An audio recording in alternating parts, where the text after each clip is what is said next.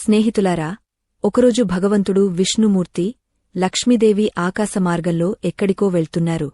అప్పుడు లక్ష్మీదేవి చూసింది, భూమిమీద కొంతమంది మనుషులు ఎంతో సంతోషంగా ఉన్నారు, మరికొంతమంది మాత్రం చాలా దుఃఖంగా ఉన్నారు. అప్పుడు లక్ష్మీదేవి భగవంతుడిని అడిగింది, ప్రభూ, మీకు ఒక ప్రశ్న అడగాలని ఉంది. భగవంతుడు విష్ణుమూర్తి అన్నాడు, ప్రియతమా, అడగు, ఏమిటి నీ ప్రశ్న? అప్పుడు లక్ష్మీదేవి అన్నది, ప్రభూ, భూమిమీద కొంతమంది మనుషులు దుఃఖంగా ఉన్నారు, మరికొంతమంది సంతోషంగా ఉన్నారు. ఇది వాళ్ల కర్మల లెక్క జరుగుతుంది. కొంతమంది మనుషులకు మంచి కర్మల లెక్క మంచిగా జరుగుతుంది, మరికొంతమందికి చెడు కర్మల లెక్క చెడుగా జరుగుతుంది. అప్పుడు లక్ష్మీదేవి అడిగింది, ఈ కర్మల లెక్క ఎవరు చేస్తారు? ఎలా చేస్తారు? ఏ వయస్సులో ఈ లెక్క జరుగుతుంది? అప్పుడు భగవంతుడు విష్ణుమూర్తి అన్నాడు, ప్రియతమా, నీ ప్రశ్నకు సమాధానం ఒక కథ చెప్పి ఇస్తాను. ఈ కథను చాలా శ్రద్ధగా మొదటినుంచి చివరి వరకు విను, ఎందుకంటే ఈ కథ అందరికీ చాలా ముఖ్యమైనది, జ్ఞానాన్ని పెంచేది. అప్పుడు భగవంతుడు కథ చెప్పడం మొదలుపెట్టాడు. ఒక రాజు ఉండేవాడు, అతనికి 2 రాణులు.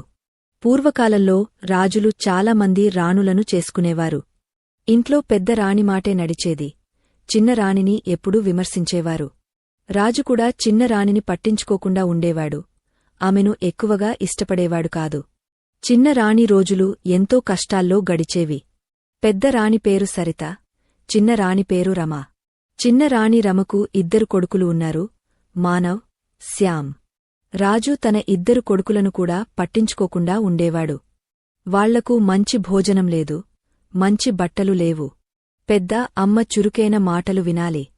తన కొడుకులు తను అవమానాలు పడుతుంటే చిన్నరాణి రమ అంతా చూస్తూ సహిస్తూ ఉండేది. కాని రాణి సరితకు అంతటితో సంతోషం లేదు. ఆమె ఎప్పుడూ చిన్న రాణి రమను తక్కువగా చూపించడానికి ప్రయత్నిస్తుండేది.